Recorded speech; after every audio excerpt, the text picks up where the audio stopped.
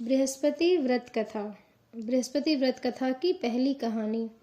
पूर्व काल में एक बड़ा प्रतापी राजा राज्य करता था, जो बड़ा ही दानी था और ब्राह्मण, गुरु, देवता तथा पितरों की पूजा करने वाला था।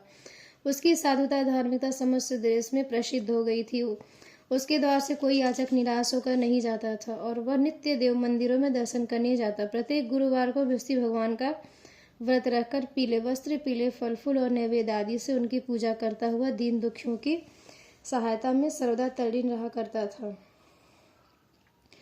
परंतु वह जितना ही धार्मिक था, उसकी रानी उतनी ही अधार्मिक और बुद्धिहीना थी। उसे अपने राजा की यह बातें और धार्मिक दान पुण्य करना अच्छा नहीं लगता था। दिन रात अपने ऐश आराम में लगी रहती और मनमाने सब कार्य किया करती थी। दान्य पुण्य और देव दर्शन तथा दीन दुखियों की सहायता में उसका मन कदापि न लगता तथा वह बड़ी कृपण थी। धर्म कार्य से राजा को भी मना करती और कहती, आप यह सब क्यों करते हैं? किंतु वह धार्मिक राजा नियम पूर्वक अपने सब कार्य किया करता था। इसका यह नतीजा था कि राजा की धर्मशीलता से उस रानी का भी कोई अनिष्ट नहीं होता था और सारी प्रजा सुख से अपने अपने घरों में निवास करती थी। एक दिन राजा जब वन में शिकार को चला गया और रानी अपने दासियों सहित घर पर निवास करती थी, तब संयोगवश उसी दिन वहां एक साधु का वेश धारण किए हुए बृहस्पति जी राजा के द्वार पर भिक्षा मांगने को आ पहुंचे। उन्होंने राजद्वार पर आकर राजा की जय मनाई और भिक्षा की याचना की। राजा तो घर पर नहीं था। रानी ने कहा, हे साधु जाइए, इस समय राजा यहाँ नहीं है जो भिक्षा और दान देते, बिना उनके कौन देगा? साधु महाराज ने कहा, रानी जी आप तो विद्यमान नहीं है, मुझ बिच्छू को कुछ भिक्षा देने में आप भी समर्थ हैं। रानी ने कहा, महाराज मैं इस तरह की झंझटों में नहीं पड़ना चाहती, इस दानपुण्य से मैं बहुत घबरा गई हूँ। व्यर्थ का एक पमारा खड़ा रहता, फिर मुझे गृह के कामों में ही अवकाश नहीं मिलता। यह सब काम राजा साहब करते, उन्हीं के लिए योग्य है, परंतु मैं समझती हूँ कि इस धनी से निर्धन रहना ही अच्छा है, क्योंकि यह सब बहुत सा बखेड़ा तो नहीं करना होगा। क्या आप कोई ऐसा उपाय जानते हैं जिससे यह धन न रहे और मुझे शांति और चैन मिले? यदि आप जानते हो तो बतलाओ। बृहस्पति भगवान ही वहाँ साधु बनकर आए। उन्होंने कहा, यह तुम क्या कह रही हो? भला इससे भी कोई दुखी होगा जिससे संतति और धन न प्यारा हो? भला इससे भी कोई दुखी होता है? हे देवी, इन दो बातों की सभी को चाह रहती है, चाहे कोई धर्मात्मा हो या अधर्मी, सभी धन की इच्छा करते हैं। इस धन की महिमा को मैं क्या कहूँ? ऋषि, धर्मात्मा और अधार्मिक सभी को धन के सब प्रकार से आवश्यकता पड़ती है। यदि तुमको भगवान ने धन दिया है तो उसका सदुपयोग करो। महात्मा कबीर ने कहा है, भूखे को भोजन, नंगे को चिर, प्यासे को नितना बांटे सत्य कबीर। तुम्हारे पास धन है तो भूखे मनुष्यों को भोजन कराओ, पसेरे बिठाओ। जिनके पास तो वस्त्र, उन्हें वस्त्र दो। इस प्रकार अन्न, वस्त्र, जल का दान करो। धर्मशाला बनवाओ, ताल तले और कुआं, बाग बगीचे बनवाओ। आम, आंवला आदि के वृक्षों को लगवाओ और यज्ञ करो। साधु ब्राह्मणों को भोजन खिलाओ। जिनके पास धन नहीं हो उनकी सहायता करो, उनकी कुंवारी कन्याओं का विवाह करो। इस प्रकार कितने दया धार्मिक कार्य जो तुम कर सकती हो। क्या कहना कि सब धन नष्ट हो जाए, मैं चैन की सांस लूं? मैं तो सर्वप्रथम आपको यही कहूंगा कि इस प्रकार के कर्मों से अपना और अपने कुल के नाम को उज्जवल करो। इस मनुष्य जन्म को सार्थक करो। मनुष्य के अच्छे कर्म है उसके लोक परलोक में सहायक होते हैं और अंत में जब शरीर त्याग करता है तब सबको जाता है, वहां उसे नाना प्रकार सुख की प्राप्ति होती है। परंतु साधु महात्मा की इस बात को सुनाने पर कोई प्रभाव न पड़ा। उसने कहा, नहीं मुझे महाराज, मुझे इतना धन नहीं चाहिए जिसे मैं इतना यत्न करके उठाऊं, रखूं तथा फिर उसे दान दे डालूं, अथवा आपने जो कहा इतना पाखंड करूं। मुझे तो यूं ही समय नहीं मिलता, सारा समय इसी में नष्ट हो जाता है। महात्मा ने फिर कहा, हे देवी, बड़े दुख की बात है जो तुम ऐसा विचार प्रकट करती हो। अच्छा, तुम्हारी यही इच्छा है तो सुनो, मैं तुम्हें जैसी युक्ति बतलाता हूँ वैसा ही करो, इससे तुम्हारी इच्छा पूर्ण हो जाएगी। बृहस्पतिवार के दिन तुम अपने सब घर को लिपवा देकर स्नान करने के पहले अपने सिर को, बालों को अच्छी तरह धोकर स्नान किया करो।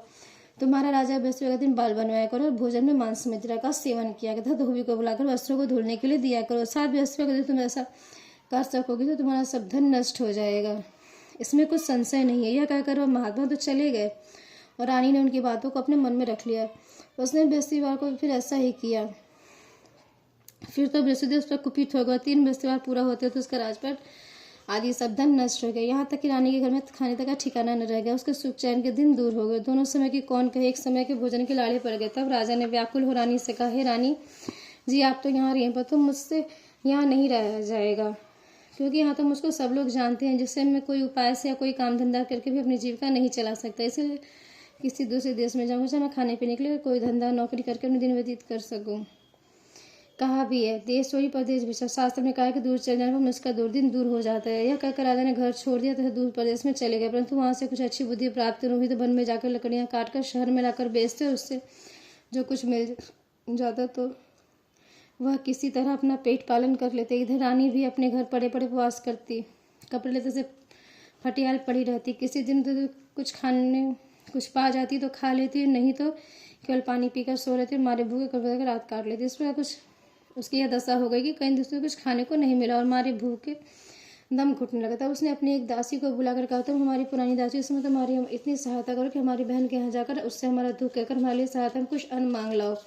हमारी बहन नेक और धनवान है, वह अवश्य ही हमारी सहायता करेगी। यदि वह कुछ सहायता कर देती है तो हमारे पास कुछ दिन खाने को हो जाता है, नहीं तो 10 फांसिड़ बेझड़ी मांग लाना। दासी उसकी बहन के घर गई। जिस समय दासी उसकी बहन के पास पहुंची, वह उस समय व्यवस्थी जी का व्रत की कथा सुनने को बैठी। उसने उसी समय कहा, हे रानी, मैं आपकी बहन के पास से आया, आपकी बहन इस बड़े कष्ट में है, आप उनकी कुछ सहायता करें, नहीं तो 10 फांसिड़ बेझड़ी दे दो तो उससे कुछ दिन कट जाएंगे। दासी ने कई बार कहा, परंतु रानी ने ध्यान नहीं दिया और कुछ न बोली, क्योंकि मौन भाव से एकाग्र तो विष्णु भगवान कथा सुनने में लीन थी। जब रानी कुछ न बोली तो मन में उदास हो अपने घर को लौट उस रानी के पास चली आई जिसने उसे भेजा था। आकर रानी से कहा कि आपकी बहन तो बड़े घमंडी है, वह सहायता और बेझड़ कह दी, तो उसने मुझसे तो एक बात भी नहीं की। यह सुन रानी ने कहा, यह उसका दोष नहीं है। जब बुरे दिन आते हैं तब तीर भी पहाड़ बन जाता है और कोई भी और मित्र भी शत्रु हो जाते, तो कोई भी उस दुखी का साथ नहीं देता। इधर तो यह बात हुई। उधर वह रानी जब इस चीज़ की कथा सुनकर उठी तो उसे ख्याल हुआ कि मेरी बहन की दासी आई थी और व्रत कथा सुनने मैंने उसे कुछ बात भी नहीं की। इस बात को विचार वह किंचित शांत रही और फिर भावभक्ति से पूर्ण उसने सप्रेम विष्णु जी का पूजन किया। भगवान की पूजा और विसर्जन कर वह सीधे अपनी बहन के घर गई और कहा कि हे बहन, तुम्हारी दासी मेरे पास आई थी, परंतु मैं बृहस्पति भगवान का व्रत किए बैठी थी और भगवान की कथा सुनी, तो उस कथा में कथा पूरी न हो जाए, बोला नहीं जाना ही वहाँ से उठाई जाती। इस कारण वो लौट आई और उसने कहा, हे बहन, उसे आपने मेरे पास किस लिए भेजा था? रानी बोली, बहन, मेरे पास अन्य नहीं था, तुम तो जानती हो हमारे घर की दशा बड़ी शोचनीय चल रही है, इसलिए मैंने दासी को तुम्हारे पास 5 सेर बेझड़ लेने को भेजा था, परंतु वह खाली हाथ लौट आई। मैंने सोचा तुम किसी काम में फंसी होगी जिससे दासी को नहीं लौटा दिया होगा। रानी बोली, नहीं बहन, उसने तो मुझसे कुछ कहा ही नहीं था, परंतु यह क्या बात है? मैं तो समझती हूँ कि तुम्हारे घर में ही बेझड़ मौजूद है, तुम अपने घर में जाकर फिर देखो। अपनी बहन के ऐसा कहने पर जब रानी ने जाकर देखा तो बेझड़ से बड़ा हुआ घड़ा मिल गया। रानी और बांदी दोनों बहुत खुशी। बांदी ने कहा, हे रानी, ये तो भोजन के अभाव में हम लोग नित्य व्रत करते हैं, इससे मेरी समझ में यह आता है कि हम इनसे व्रत विधि कथा पूछ लो और क्या भी कर तो कोई हानि नहीं। रानी कहा, अवश्य ही पूछ लिया जाए। रानी ने अपनी बहन के समीप बैठकर पूछा, हे बहन, बृहस्पति जी के व्रत का क्या विधान है, व्रत कैसे किया जाता है? उस धार्मिक रानी ने कहा, बहन, बृहस्पति भगवान के कथा में कोई विशेष झंझट नहीं करनी, केवल चने के दाल और मनोकामना से विष्णु भगवान के लिए उनके जन्म में पूजन करना चाहिए। वहाँ दीपदान करता है, दीपक जलाओ, उस दिन पीला भोजन कर कहानी सुना। ऐसा करने से गुरु बृहस्पति प्रसन्न होते हैं, उनकी प्रसन्नता से अन्न, धन और पुत्र की प्राप्ति होती है, मनुष्य की सब मनोकामनाएं पूर्ण होती है। सुनकर दासी और रानी दोनों ने निश्चय किया कि बृहस्पति जी का व्रत अवश्य करेंगे। जब 6 दिन के बाद बृहस्पति जी का दिन आया तो उन दोनों ने व्रत किया। तब चना और गुड़ कहाँ मिले, उसके लिए उन्होंने घुड़साल में प्रवेश कर वहाँ से चना और गुड़ बिनकर ले आई और उस चने की दाल बनाकर गुड़ सहित जाकर केले के जल में विष्णु भगवान की पूजा की। इस प्रकार उन्होंने व्रत कर लिया, परंतु पीला भोजन कहाँ से प्राप्त हो? बेचारी रानी और दासी दोनों बड़ी दुखी थी, परंतु व्रत के भाव से भगवान बृहस्पति तो बड़े प्रसन्न थे। थाली में पीला भोजन ले भगवान स्वयं उपस्थित थे और दासी को देकर बोले, तुम्हें तुम्हारी रानी दोनों के लिए अब इसी को भोजन करना। दासी प्रसन्न भोजन रानी के पास ले गई, सब बातें कहकर भोजन दिया। बांदी और रानी दोनों ने बड़ी प्रसन्नता से भोजन किया। फिर तो हर बृहस्पतिवार को व्रत रखती और देवगुरु बृहस्पति के लिए भगवान विष्णु की पूजा करती। इस पूजा से वह पुनः रानी हो गई। उसके घर में जो कि तो सारी संपदा भर गई और दासी भी धनवान हो गए तथा परंतु ब्रह्मा के लेख और कर्म की रेखा को मिटाना बड़ा कठिन होता है। फिर रानी आलसी हो गई। तब दासी ने कहा, देखो रानी, तुम पहले भी इस प्रकार आलस्य करती थी, सब कुछ नष्ट हो गया, बहुत परिश्रम के बाद तुम्हारे सुदिन लौटे, फिर आलस्य न करो, दीन जनों को दान देकर सब पुण्य कर्म करो, भूखों को भोजन, प्यासों को पानी दो, पौसरे बैठो, ब्राह्मणों को दान, मान, सम्मान और भोजन। तो रानी ने फिर खुश कर्म किया। उसके पत्नी वह अपने पति राजा के लिए चिंता में पड़ी कि राजा कैसे होंगे। उसने बृहस्पति जी से राजा के मिलने की प्रार्थना की। उधर भगवान ने रात्रि में राजा को सपने दिया। राजा प्रातःकाल होते ही अपने देश को चल पड़ा। उसने मार्ग में बृहस्पति देव से भेंट हो गई। उन्होंने राजा से अपना व्रत करने को कहा। व्रत में चने की दाल, गुड़ और केले के विष्णु भगवान विष्णु की पूजा करने का। राजा ने कहा, मैं तो लकड़हारे का काम करता हूँ, इतना पैसा कहाँ से पाऊंगा जो यह सब विधि विधान से करूंगा। साधु के वेश में बृहस्पति देव ने कहा, अगले बृहस्पति का तुम व्रत करके देखो तो सही, तुमको रोज से दुगना धन मिलेगा। एक और कहानी। पूर्व काल में एक बड़ा ही गरीब ब्राह्मण था। उसके कोई संतान न थी, कारण कि उसकी स्त्री बड़ी मलिन स्वभाव की थी। प्रातः सोकर उठते ही सर्वप्रथम भोजन करती, फिर दूसरे कार्य करती। यह देखकर वह ब्राह्मण बड़ा दुखी रहता। कुछ समय बाद उसकी स्त्री को एक कन्या उत्पन्न हुई। कन्या रहती थी। वह कन्या जो बड़ी, उसका स्वभाव निखरता गया। नित्य प्रातः उठते ही नित्य कर्म स्नान आदि करती, भगवान विष्णु की पूजा के साथ प्रति बृहस्पतिवार को गुरु बृहस्पति देव का व्रत भी किया करती। जब वह विद्यालय में पढ़ने जाते अपने हाथ में एक मुट्ठी जौ भर कर ले जाते, मार्ग में डाल देते। उसके सब जौ सोने के हो जाते। जब पढ़कर लौटते उन्हें बिनकर अपने घर ले आती। एक दिन बालिका जौ को सूप में रखकर फटकने लगी तो उसके पिता ने कहा, बेटी सोने के जौ को फटक लगी, सोने का सूप भी होना चाहिए। दूसरे दिन बृहस्पतिवार का दिन पड़ता था। उसने की भांति गुरु बृहस्पति का व्रत किया तो एक मुट्ठी जौ लेकर मार्ग में छिद था। कहा, हे गुरुदेव, मैं सच्चे मन से आपका व्रत करती हूँ तो उसके प्रताप से आप एक सोने का सूप भी दीजिए। जब वह कन्या पास सारा सुनकर जो बटोरने लगी तो उससे गुरु बृहस्पति के पास उस दिन एक सोने का सूप भी मिल गया। दूसरे दिन जब वह कन्या सोने का सूप में सोने के जौ को फटक रही तब उस तरह का राजकुमार उधर से आ निकला। वह कन्या को देखकर, उसके रूपशील गुणों को देखकर उससे मोहित हो गया और अपने घर आकर बीमारी का बहाना करके लेट गया। जब यह समाचार उसके माता पिता को मिला तो रानी ने आकर उससे बीमारी का कारण पूछा तो उसने राजकुमार ने बताया, मुझे कोई रोग या कष्ट नहीं, मैं केवल यही चाहता हूँ कि जो राजकन्या सोने का जौ को सोने के सूप में फटक दे उससे मेरा विवाह हो जाए। राजा ने राजकुमार को समझा बुझाकर शांत किया और कहा, मैं पता लगा उसी कन्या से तुम्हारा विवाह करा दूंगा। राजकुमार ने कन्या के घर का पता बतलाया। राजा का मंत्री उस ब्राह्मण के पास गया और सब समाचार कहा। ब्राह्मण ने सवधी अपनी कन्या राजकुमार को दे दी। कन्या के जाते ही ब्राह्मण पूर्व दरिद्र हो गया।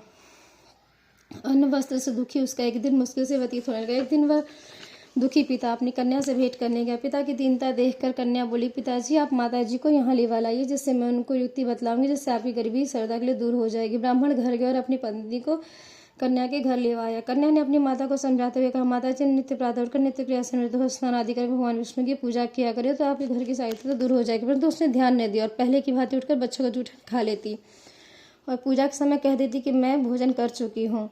यह सब सुनकर पुत्री को बड़ा दुख हुआ। उसने अपनी माँ को कालकोठरी में बंद कर दिया और प्रातः निकालकर स्नान पूजा पाठ आदि करे। इससे उस ब्राह्मण की बुद्धि ठीक हो गई और वह बृहस्पतिवार को व्रत करने लगी। बृहस्पतिवार के व्रत से वह ब्राह्मण धनवान और सुखी हो गए तथा मने पर पति पत्नी के सुख को प्राप्त हुए। उधर वह राजा जो लकड़हारे का कार्य कर जीविका चलाता था और साधु महात्मा के कथन से जब बृहस्पतिवार का व्रत किया तो उसकी लड़की के दुना चौगुना लाभ होने लगा। परंतु किसी कारण एक दो बृहस्पतिवार को उसने व्रत नहीं किया तो गुरु बृहस्पति की नाराजगी से उसे बड़ा कष्ट हुआ। एक दिन उस नगर के राजा ने यज्ञ किया जिसमें उसने यह घोषणा कर दी, कोई मनुष्य अपने घर भोजन न करे, नहीं अग्नि जलाए, सभी मेरे घर आकर भोजन करे। जो इस आज्ञा का पालन नहीं करे उसे फांसी पर लटका दिया जाएगा। राजा अगर सभी लोग भोजन करने गए, एक लकड़हारा कुछ देर से पहुंचा, इसलिए राजा उसे अपने घर लिवा गए और जब भोजन करा रहे थे तो रानी की दृष्टि खूंटी पर पड़ी जिस पर न लकड़हार लटका हुआ था वह नहीं दिखा। रानी ने सोचा इसे मनुष्य ने हाथ चुरा लिया है। फिर उसी समय उसको जेल खाने में डाल दिया गया। जब राजा जेल खाने में गया तो विचार करने लगा कि यह तो न जाने में किस जन्म का दुष्कर्म मुझको प्राप्त हुआ। उसी समय बृहस्पति जी साधु के वेश में उसके समक्ष आए और कहा कि तुमने बृहस्पति जी का व्रत नहीं किया, इसी से तुमको यह दुख प्राप्त हुआ है। खैर कल ही बृहस्पतिवार है, इसी जेल खाने के फाटक पर तुमको पड़ा हुआ 4 पैसा मिलेगा, उसी से तुम व्रत कर लेना। और उधर राजा को स्वप्न दिया, हे राजा, तुमने जिस व्यक्ति को जेल खाने में भेजा है वह सर्वदा निर्दोष है और वह राजा उसको छोड़ दो। रानी का हार खूंटी पर, यदि नहीं छोड़ेगा तो तुम्हारा राज्य नष्ट हो जाएगा। राजा ने स्वप्न के अनुसार सवेरे उठकर देखा तो रानी का हार खूंटी पर दिखाई दिया। उसे देखकर राजा ने प्रसन्न होकर लकड़हारे को बुलाकर क्षमा मांगी तथा उसे राजा के योग सुंदर वस्त्राभूषण देकर विदा किया। राजा अपने नगर को चला गया। अब तो जब वहां पहुंचा तो क्या देखता है, अब तो यहाँ सब सुख छाया हुआ है। चलते चलते वह घर पर आई। यहाँ रानी ने राजा का स्वागतार्थ पहले से ही बांदी को द्वार पर भेज दिया था। बांदी बड़े स्वागत से राजा को महल में लिवा गई। राजा ने क्रुद्ध हो रानी से पूछा, यह धन वैभव तुमको किस प्रकार मिल गया? उसने कहा, यह सब गुरु बृहस्पति जी की व्रत करने की महिमा है। राजा ने कहा, बड़ी अच्छी बात है, मैं भी व्रत नियम पूर्वक क्या करूँगा। और यहाँ तक कि सर्वदा राजा के दुपट्टे में चने की दाल बंधी रहती और 3 बार गुरु महाराज की कहानी कहा करता था। एक दिन राजा घोड़े पर सवार होकर अपनी बहन के घर उसे देखने चला तो मार्ग में उसने देखा कि एक मुद्दे को लेकर कुछ लोग शमशान की ओर जा रहे हैं। राजा ने कहा, अरे भाई ठहर जाओ, बृहस्पति भगवान की कथा सुन लो। यह सुन सबको आश्चर्य हुआ, परंतु राजा ने कहा सुनकर सबको रोक लिया और कहानी आरंभ की। जब कहानी आधी पर तो मुर्दा हिलने लगा और कहानी जो ही समाप्त हुई राम राम कहकर उठ खड़ा हुआ। राजा वहां से आगे बढ़ा तो एक किसान जो हल जोत रहा था, राजा ने उसे कहानी सुनानी चाहिए तो उसने कहा, वाह, मैं अपना हल चलाऊं कि तुम्हारी कहानी सुन। राजा जो ही आगे बढ़ा उसके हल के बैलों में से एक बैल बच्छाड़ कर गिर पड़ा और उसके पेट में भयंकर दर्द होने लगा। उसी समय उसकी माँ उसके जलपान के लिए रोटी और पानी लेकर आई तो उसके पेट में दर्द होता पाया और जब पूछा तो बेटे ने सब बात कहा। उसने बुढ़िया ने दौड़कर घुड़सवार राजा को बुला और कहा, मैं कहानी सुनूंगा, मुझे सुनाओ। राजा बुढ़िया के खेत पर कहानी सुनाने को लौट आया और जो ही कहानी कहने लगा कि किसान का बैल उठ खड़ा हुआ था और किसान के पेट का दर्द भी बंद हो गया। राजा अपनी बहन के घर गया। बहन ने उनका बड़ा ही स्वागत किया। समाचारों के आदान प्रदान परस्पर वार्तालाप करते हुए सबने सुख से सोकर रात्रि व्यतीत की।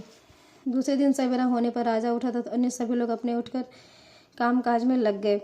अब राजा जो गुरु बृहस्पति का बड़ा ही भक्त था, उसने अपनी बहन से कहा, हे बहन बृहस्पति देव की तो इससे मैं इसको सुनाना चाहता हूँ जिसने भोजन जलपान नहीं किया हो। बहन ने कहा, या भैया यहाँ बहुत तड़के ही सब लोग भोजन कर लेते हैं, फिर ही मैं तलाश करती हूँ। उसने देखा कि पड़ोस में जो कुमार रहता है उसका बेटा 3 दिन से बीमार था, जिससे उसके घर वालों ने मारे दुख के भोजन नहीं किया था। रानी ने कुमार से कहा, तुम मेरे भाई से गुरु बृहस्पति की कथा सुन लो, क्योंकि तुम लोगों ने अभी तक भोजन जलपान कुछ भी नहीं किया है। कुम्हार ने कहा, बहुत ठीक। राजा उसके कहानी सुनाने को आया। राजा ने उसके घर जाकर उसके गुरु बृहस्पति की कहानी सुनाई, जिसके प्रताप से उस लड़के की सारी बीमारी दूर हो गई और उससे आराम हो गया। लोग राजा से प्रार्थना प्रशंसा करने लगे। दूसरे दिन राजा जब अपने घर को चलना चाहा तो उसने बहन से भी चलने को कहा, परंतु बहन ने अपनी सास से जो ही आज्ञा मांगी तो उसने कहा, अच्छा तू जा, परंतु अपने बच्चों को न ले जाना, क्योंकि तेरे भाई संतान रही थे। तब बहन ने अपने भाई से कहा, भैया मैं तो चलूंगी, परंतु बच्चे नहीं जा सकेंगे, माता जी की आज्ञा नहीं है। राजा बोले, जब बच्चे नहीं चलेंगे तुम जाकर क्या करोगी। निदान राजा अपने घर को लौट आया और उसने अपनी रानी से कहा कि मैं संतानहीन हूँ, जिससे लोग मुझसे परहेज करते हैं। और रानी ने कहा, घबराइए नहीं, बृहस्पति भगवान की कृपा से हमें भी संतान की प्राप्ति होगी। फिर तो उसी रात्रि में राजा को संतान प्राप्त होने के लिए स्वप्न रानी की गर्भवती ठीक 9 महीने से उसे पुत्र की प्राप्ति हुई। रानी की बहन भी वे सब लोग जो इनके संतानहीनों से घृणा करते थे वो लज्जित हुए और घर आकर खान पान में सम्मिलित हो राजा रानी को बधाई देने लगे। इस प्रकार बृहस्पतिवार को व्रत करने से गुरु बृहस्पति मनुष्य की सब कामनाएं पूर्ण कर देते हैं। बोलो बृहस्पति भगवान की जय।